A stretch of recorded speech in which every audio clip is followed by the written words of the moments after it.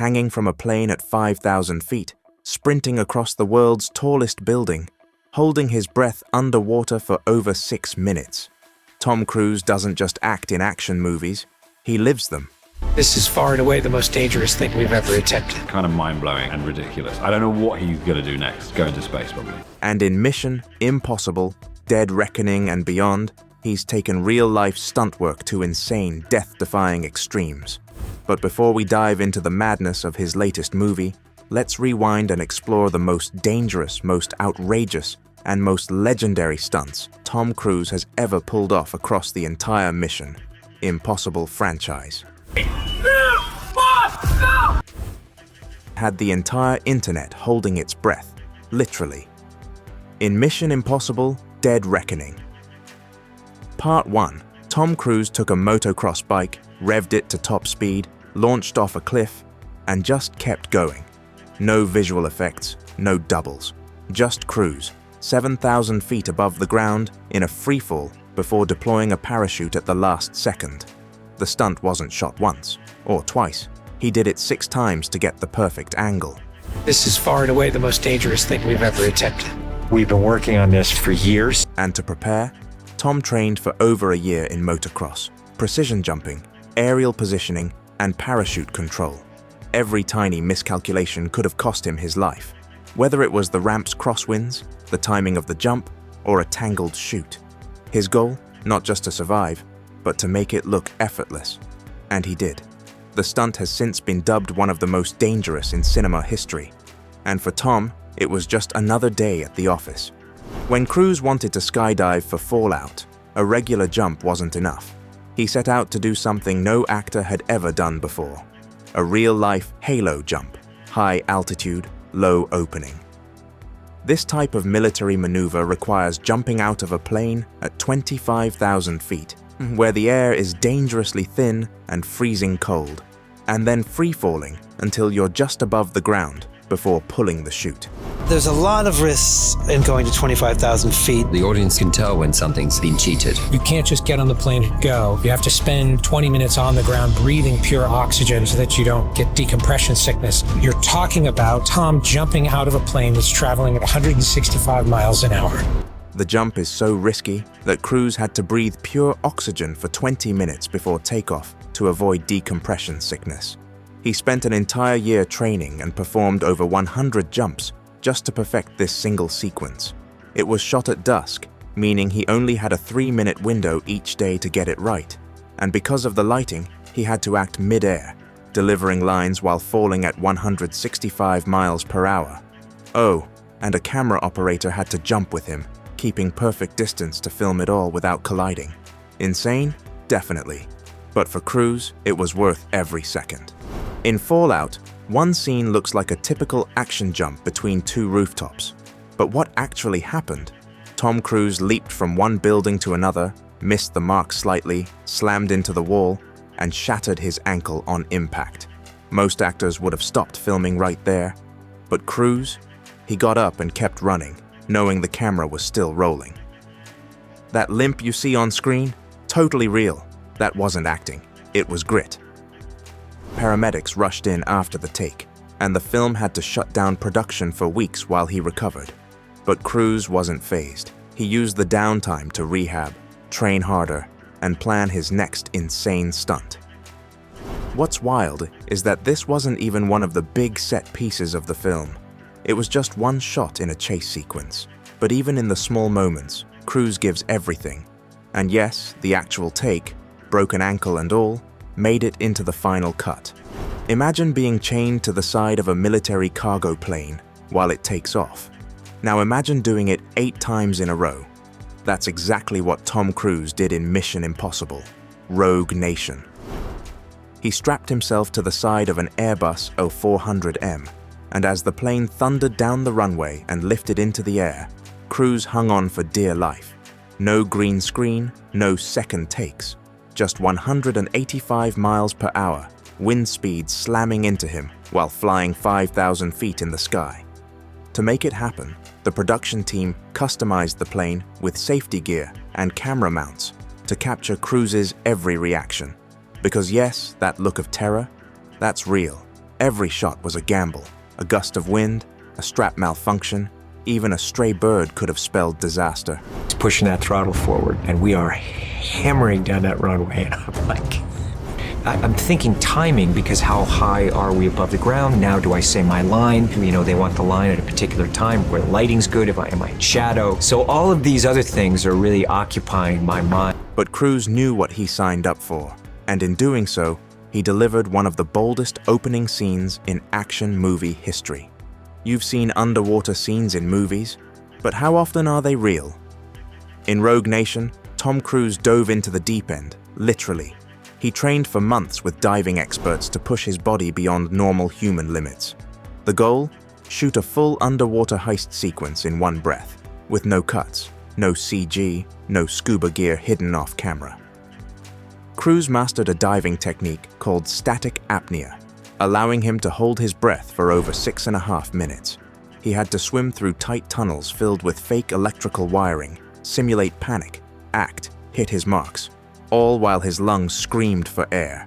They filmed the scene inside a massive 40-foot water tank, which rotated to simulate debris flow and danger. Already at that time, Chris and I were talking about mission. How can we make a really long sequence for an audience and have them experience what it's like holding your breath for that period of time? And Cruise, he stayed under longer than any crew member could handle watching. Some literally turned away, afraid he might black out. But he didn't, because Tom Cruise doesn't just shoot stunts, he becomes them. Let's talk about the scene that left millions of jaws on the floor. In Mission Impossible, Ghost Protocol, Tom Cruise scaled the Burj Khalifa, the tallest building on Earth, standing at 2,722 feet. This wasn't a set, this wasn't a soundstage, this was real glass, real height, and real danger. Cruise wore a special harness and grippy suction gloves as he climbed outside the skyscraper, with nothing but glass beneath his feet and clouds above. Every movement was restricted. Wind speeds at that height can throw you off balance in seconds. The stunt coordinators were in constant communication, not just with Cruise, but with the helicopter pilots hovering nearby for aerial shots. It was very complicated. Radio check, I got you, Greg. Thank you. You're not only talking to the stunt guy's talking to Tom, I'm talking to the helicopter pilot. Do it very quickly. I had to go, I just had to get it. You had to get it. At one point, they had to delay filming due to crosswinds that could have spun him off the building. But when the moment came, Cruise didn't hesitate. He ran down the side of the Burj Khalifa, flipped mid-air, and continued acting in the scene. Because for Tom, fear doesn't live at 2,700 feet. Commitment does. Speed flying isn't a stunt.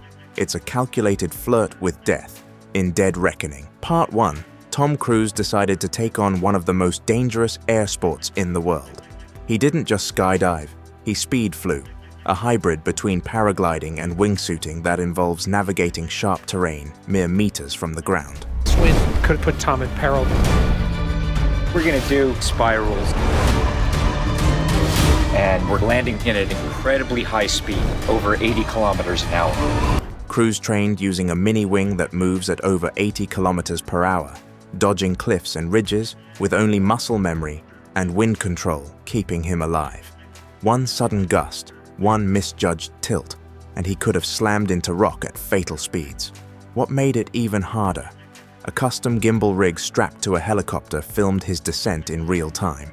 That meant Cruise had to hit his camera marks while mid-air, flying through nature's tightest corridors with pinpoint precision. The crew confessed it was the most terrifying sequence they'd ever shot. But Cruise pulled it off, gliding just inches from disaster and sticking the landing like a legend. Just when you think Cruise can't possibly raise the bar any higher, he climbs on top of a flying biplane with no cockpit, no seat, and no protection, and hangs on while it barrel rolls through the sky. That's right, in Final Reckoning, Cruise executes a stunt known as wing walking, and not for just a minute or two. He stayed on that wing for over 12 minutes, facing wind speeds that felt like 100 resistance bands, pulling against every inch of his body. Imagine the worst resistance band that you could ever pull against. You're pulling against 100 of those all the time and just getting blasted. So it was brutal on him. It was brutally exhausting. Professional stunt coordinators urged him not to do it for that long. But Cruise, being Cruise, didn't care.